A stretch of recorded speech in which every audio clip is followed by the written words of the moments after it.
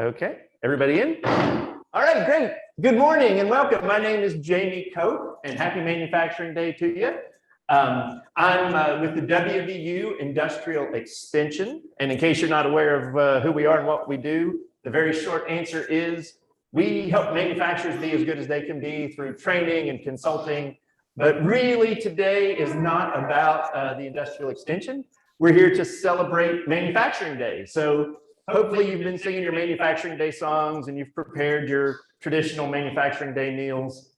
That's not even a thing, but what we're going to do, we are going to visit a couple of really great manufacturers here in West Virginia.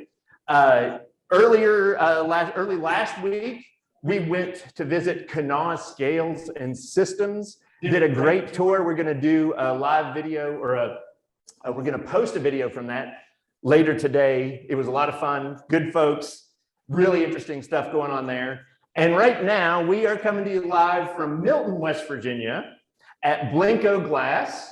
We've got David Wirtz here with us. He's going to be our tour guide, and really excited about this. If you have questions, please put those in the chat and we'll try to get to those as we go through. And we're here in the museum in Blanco now, which is a beautiful example of some of the stuff that goes on here. One other thing that I'd like to say too, if you looked at some of the promotional stuff for this, we had originally announced that Dr. Lander, the science advisor to the president, was going to join us, and unfortunately he had to cancel, which is he was very upset about that. But we're gonna go forward and have a great day, and I'm sure he's going to be able to watch it later and tell us that it's all great. So his loss, because we are in a really cool place. So Dave, why don't you tell us a little bit about what goes on here at Blanco, just big picture before we see it. So big picture. So we've been here making glass for 128 years. Big picture wise, we make various types of glass shapes and objects. So behind us here, you're going to see showcased at least two types of glass, both sheet glass and dowel. Dowel be very big slag glass broken up and assembled with some sort of adhesive, whatever happens to be for the application. But so some of the same glass is painted, but every single color here is what Blanco is known for. So Blanco is the most colorful name in glass. That's because we batch our own glass by hand filled, hand melted, everything, and even mouth blown glass. So we're very proud of that. So all this color here behind us is Blanco's history and legacy. So more than anything, Blanco does color. It just has to be basis sometimes. Sometimes it's sheet glass. Sometimes it's a paperweight. Okay. So color. Great. I think we should probably do let's just see it and let's see how it's made. I think that's what Manufacturing Day is about. So let's go back into the production area. Okay, let's go. And we got Bryson running camera for us, so hang with us, Bryson. So you said Blanco's been here for over 100 years, right? Yeah, that's right, 128 years. The exact start date's still a little bit of a mystery, so at least 128. So I'm guessing a lot has changed and a lot hasn't changed here in that time. That's right. So we still do a lot of things the same exact way as when we started. We're getting smarter, of course, about some things. The way we make molds and actually blow our glass into has changed. So but some of the stuff is done with a hammer and chisel, just like it was in the original days. So a lot has changed, but at the same time it's still the same. Okay, so this is where I kind of start to geek out. That's right. This is Blanco's hot shop. So our hot shop here, you're going to see at least. Really wish everybody could be here to feel this. Right. The heat coming off of these furnaces are really noticeable. Just as you walk by, you get kind of this big puff of hot air, like you're going by a giant hairdryer or something. That's right. So each furnace that you're seeing right now is a different color. So again, Blanco is the most colorful name in glass. Lots of different color options. Each furnace is going to be around 2,000 plus degrees, depending on if it's melting or being held. The guy that just walked past there is one of our chemists that batches everything by hand. And so what you're going to see now are multiple shops working as a team. Depending on the job they're making, dictates how many people are on that shop. Right now, we have at least two up here making water bottles. We have Donnie over here making some mini pumpkin paperweights as well. Okay. So everybody's cranking and buzzing along today right now. Let's maybe walk over this way, just instead a little bit different. Okay. But so here's Mr. Donnie Garrett. And when it comes to making glass, you have to have the skills to do it. And this man right here has worked here for longer than I've been alive. He's an excellent glass worker and a very accomplished one at that. Oh, So that's he's fantastic. putting a stem on a pumpkin right now. I'm going to pull him off and give it a quick cut. Now, how long has he been doing this? You said longer than you've been alive? Longer than I've been alive. He's worked here since 1987, so at least 34 years. Okay. An accomplished glass worker, a great guy as well. You can see he's working with a teammate here. He's a junior member of Blanco, hasn't been here very long, so he's at the system now currently, cleaning pipes and getting ready for the next job. Okay. What we're currently looking at here on the camera feed is what we call the glory hole. It's a three-mouth glory hole, burning the same gas that's used for our furnaces. That is used to reheat the pieces as we cut them off and everything else. So let's maybe go over here on the other side. We'll watch them make a water bottle now. Okay. And the water bottle is what Blenko is really known for, right? I mean, they're known for great glass, but the signature piece, I guess you'd say, is the water bottle. That's exactly right. So we call this piece the 384 water bottle. The number there means it's the fourth number we introduced, or the fourth piece we introduced in 1938. So he's been around for a long, long time. And every collar we've ever made, we've made cats out of it and all sorts of fun stuff. It is very iconic. The shape was originally intended to be kept in a ice-chilled fridge. And that fridge, had certain constraints, and that water bottle had to fit the shelf and had to keep the water cool. This is all before plastic and before all these types of things kind of took over. And you see right now our mold holders pulling the water bottle out of the mold. I'm going to let it chill for just a bit, let it cool. Goes onto a mold, onto a clap there. So some of our manufacturing that we do here, we make more than just glass. So that tool was made here in-house. Would have been handmade 40, 50 plus years ago, I'm certain. That's, in addition to making glass, we make tools, we make all kinds of stuff here. So one of the things that I'm kind of nostalgic about, there's a railing here. That's right. And when COVID isn't holding things up, people can actually come and watch the workers here, right? So I used to come whenever I was like 6 or 7 years old and watch these guys work. Yeah, and it just really is interesting to me. I mean, nobody would ever come watch me work, but these guys are such craftsmen and so great at what they do that it's really fun to watch them work. And there's got to be a lot of satisfaction in seeing what's done at the end of the day, right? Like these guys know that how many water pitchers they've made. That's exactly right. At the end of the day, where I could work all day and nobody gets to see what I finished up. So. As soon as they make a piece, it takes about 5 hours to cool and anneal. So they can see not quite instant gratification, but certainly by the end of the day, they're seeing the results of all their hard work. And it is a lot of hard work. For instance, on this shop here, we've got 6 guys working as a team. Each person that plays an important part, of course.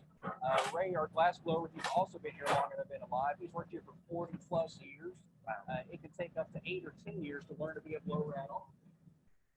So a lot of time, and there's really no quick way to do it other than to learn and get the experience and become proficient at it. Sure. I was going to say, we had talked to you a little bit about some training opportunities and things as well, because there's so few places that actually do this, right? That's right. West Virginia used to have over 470 glass manufacturers. Here in West Virginia alone, Blanco is now one of the last remaining 4. So it is few and far between now than what West Virginia used to have. Of course, plastics and things have just changed in general play a role in that, access to resources, but we're maintaining the tradition. And we mentioned earlier why glass was so popular in West Virginia, and a lot of that has to do with the abundance of natural gas that we have here, right? That's right. And then I noticed whenever I came in, there's train tracks right out front. So the trains would come and they would unload the sand right into the facility. So you've got, oh, okay. They're not hearing you as well as me. I'm louder than you are. Understood. I'll project. So one of the reasons why I guess Blanco is even here is because of the abundance of natural gas and the sand. But what they have also managed to do is to survive, right? I mean, they've got these great designs, great workers, That's right. Great reputation. That's all thanks to the skilled working crew that we have. truly, you're not going to find a harder working team around. Certainly not here at Milton or anywhere else. It just takes a lot of hard work to wrangle that glass out. You can see probably on camera there, just saw a gatherer walking around with a fresh gather of hot glass. And he does that 8 hours a day, back and forth all day long. Yeah. So it's just a lot of really hard work. Maybe we should head on back and Sure, yeah. take a look at some of the other stuff. Okay, absolutely. So you saw him both gather the glass, finish the glass, and blow it. One of the important parts is to anneal the glass. Okay. If you don't anneal your glass, it will explode every time. Exploding is bad. It is generally pretty bad. So you can see right now, Justin is putting a finished water bottle in the layer. Okay. We'll kick the door open here real quick. Bryson, if you could go ahead and look inside here real quick and see the water bottles and pieces we've been Okay, so making that's today. what's been done today. That's correct. Perhaps a little bit dark to see in there right now, but you can see some of the water bottles, some of the mini pumpkins, the other things we've been making. Okay, so what this does is it slows the cooling process, right? That's right. If we were to take that same water bottle that Justin just had and we were to set it on the ground, it would quite literally pop and explode. The stress that's involved when the certain areas are cooling at different rates causes stress and it will fracture. So what happens here in the annealing layer, it starts at about 1600 degrees, and this chain is actually moving very, very slowly. So every piece we've ever made has ridden 5 hours down our annealing layer here. It starts at 1600 degrees and goes to about room temperature on the other end. So we'll take a look at the other side here in just a minute and see the glass coming off. Okay. So I'm getting the impression though that with the temperature changes and the different colors of glass, there's just a lot of chemistry involved in this as well, right? A lot of chemistry that glass consistency can change overnight sometimes, and weather, everything plays an important role here. Sure. So you got to have everything working and your teammates working, everything in lockstep to produce a first quality piece of glass. Okay, great. Let's go on down this way.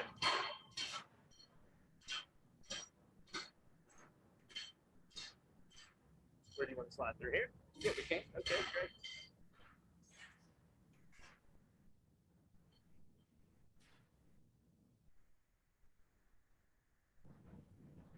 All right, so it's a little cooler here as we get away from the furnaces. Much nice. better. So, and I'm sure we've got a kind of a cool morning, so this is nice, but in the middle of the summer, I'm sure that's a pretty hot place to be. That's exactly right. We get here, production starts at 6 a.m. To try to beat the heat. So the afternoon heat, the sun shining on our metal building with the ambient heat from the furnaces makes it pretty daggone hot. So usually by 6:30, everybody's covered in sweat and everything else.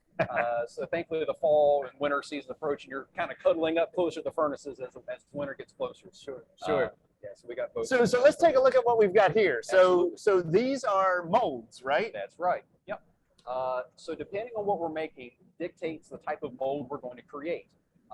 You'll see here we have both metal molds and wooden molds. One of the mold there we're looking at now is the metal mold made on a pretty sophisticated 5-axis machine, milled and machined down for us to make. And let me pull this piece out here real quick, see if we can see the detail on it. This is a mason jar. So just like you'd see, on maybe your folks' house shelf or something like that, or maybe in a flea market, trying to see if you can actually see the texture that's there. So the reason this is a metal mold is because this is asymmetrical. So you can't spin this piece of glass while it's in here, right? It has to stay there or else you mess up your imprint. Our wooden molds are symmetrical. So you can actually spin the glass while they're blowing it, and it rides on a steam layer.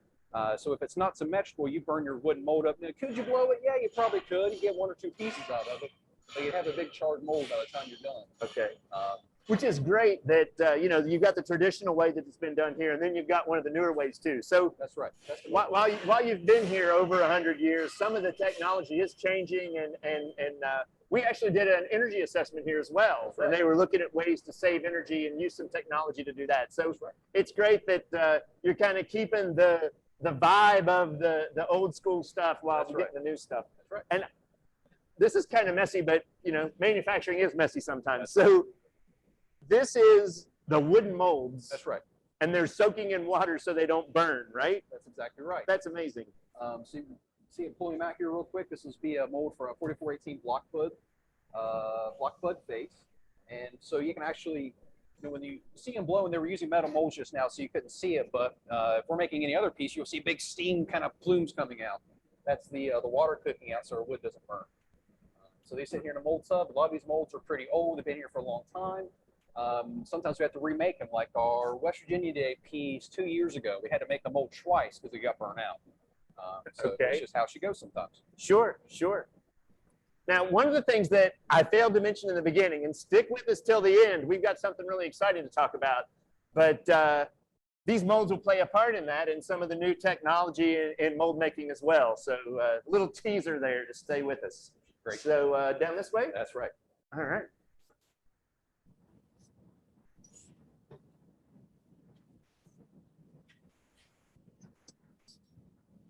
All right, so we saw how everything was getting made, but it has to get out of here, right? That's exactly right. So this is the shipping department. It sure is.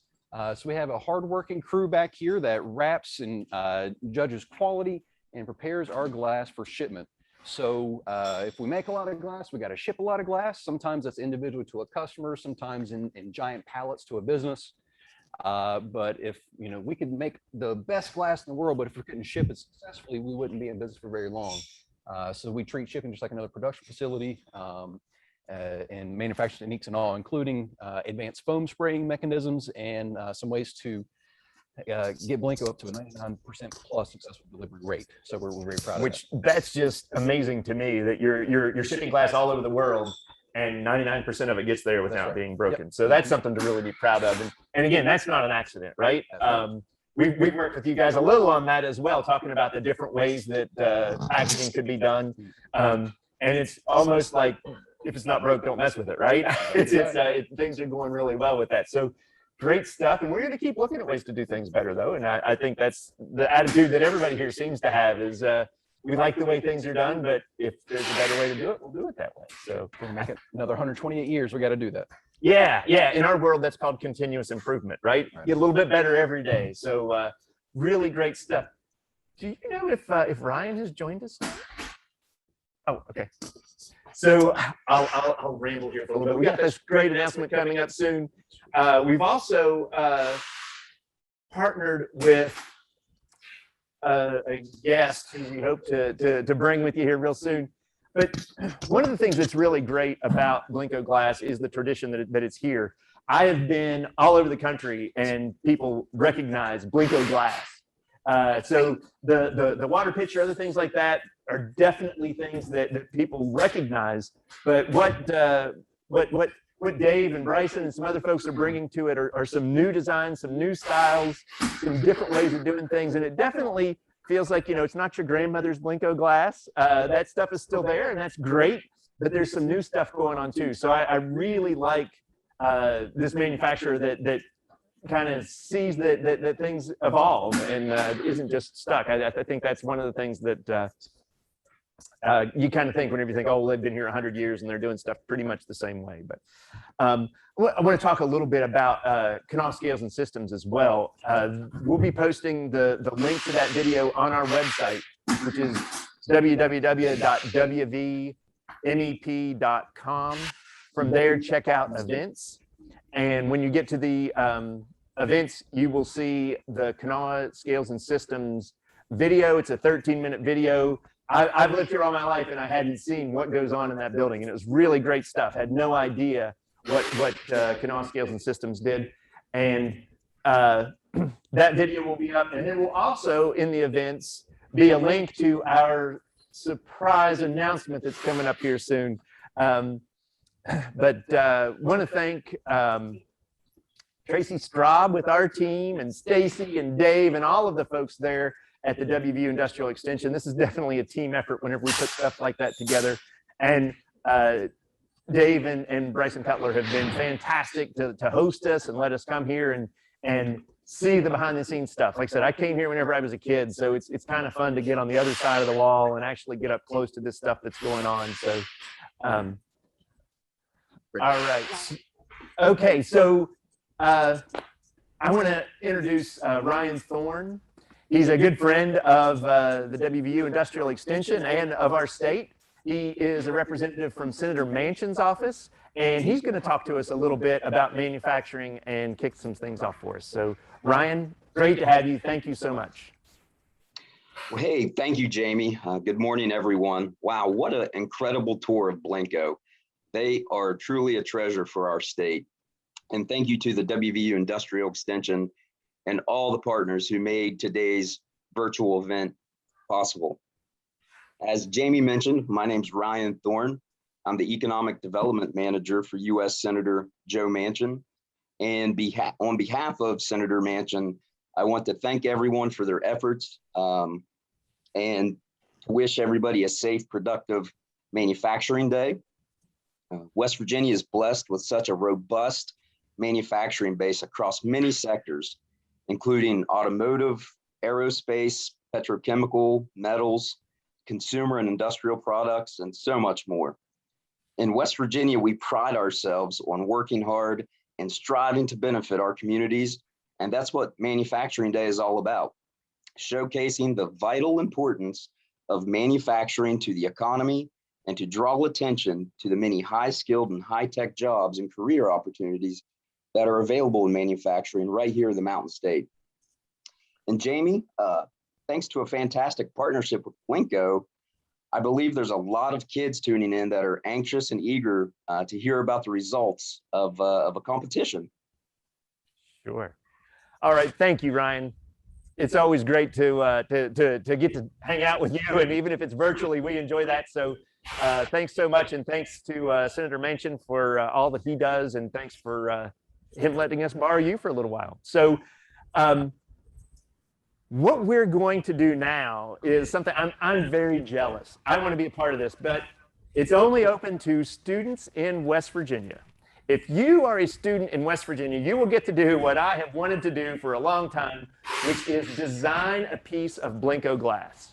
We're going to have a contest where you draw your design, email it to us, we'll do some judging, and we'll pick a winning design, and that design will actually get mass produced here at Blanco. So again, an opportunity that we're really thankful that Blanco was open to this, not only open to this, suggested it. So just fantastic to do that. So as far as we thought about, do we want to do a theme? Do we want to do, it's wide open. The design will likely be inspired by whatever you design. I would encourage you, in fact, I would say don't use something that's copywritten. So no Harry Potters or Spider-Man or anything like that. But outside of that, I think it's pretty wide open, right? What we will do is once we select a winner of the contest, we will follow the production of that piece. So we'll be going to the WVU Innovation Hub up in Morgantown, where we will carve a mold on our 5-axis CNC machine based on the design. And we'll follow the process as it goes through and being made here at Blanco. Hopefully the winner can even be with us for a lot of that. That would be wonderful. But we'll do Facebook posts and get that out so that you can kind of follow along as it goes. Anything that you would like to add to that, Dave, as far as the design challenge? So a couple thoughts. So being the most colorful name in glass, we have a bunch of colors that you can choose from to actually create these glass options. That'll be shared here as well, and be available on a poster and a follow-up. There are a couple of different shapes that might be easier than others, right? Either a blown vessel, some sort of vase, or a cup, or a mug, something with a handle. Sky is pretty much the limit there. We also may have seen we make sun catchers. It's a round stamped pressed blob of glass, and on that pressed etch, we can add a lot of cool stuff. We've made ghosts, cats, cicadas, logos, business cards, name a thing. So if you can have a cool artwork or WVU logo, something like that, we can put it on a circle as well. So it'll be a flat 2D object that we could stamp, or a 3D object that we could blow and shape. Sky's the limit pretty much. So we'll have to take and refine it and see what is humanly possible to do, but so we might take some liberties there. But other than that, sky's the limit. And I'd say push the limits, right? That's right. Go wild. Yep. So to get the information on that, visit our website, wvmep.com, and then go to the events page, and you'll find all of the details that you need to enter. That'll be through this month, right? All month. You can send those you can email those submissions in to Tracy Straub. She'll get those together, and then we'll do some judging and figure out which one will actually get to be produced. And we're really excited about this opportunity. And again, thanks so much for Blanco. You guys have been a wonderful host. And thanks to Ryan, Brett, Tracy. I mean, I could sit here and thank people all day. But happy Manufacturing Day, everybody. Hope you have a good one. And don't forget to tune in to the recorded video. We're going to launch that at 11 o'clock. But that's for Kanawha Scales and Systems, which is another shining star manufacturer in our state. So thank you so much from the WVU Industrial Extension and Blanco Glass. Thank you all. Appreciate you having you here, and looking forward to seeing you come back for the Design Challenge. Thanks.